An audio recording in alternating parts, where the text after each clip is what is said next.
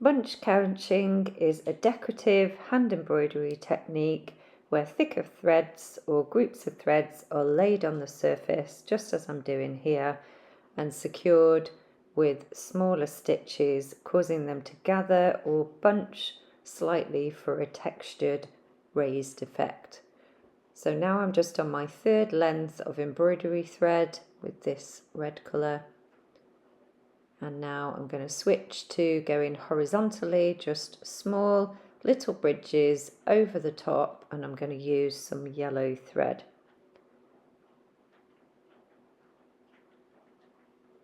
So I'm just working my way along, and I'm doing regular intervals of these small stitches. Instead of pulling the laid threads tight and smooth, they are allowed to slightly gather or bunch, creating dimension and texture. In bunch couching, the laid threads are intentionally allowed to wrinkle or puff slightly between couching stitches, leaving a richer, more sculpted appearance.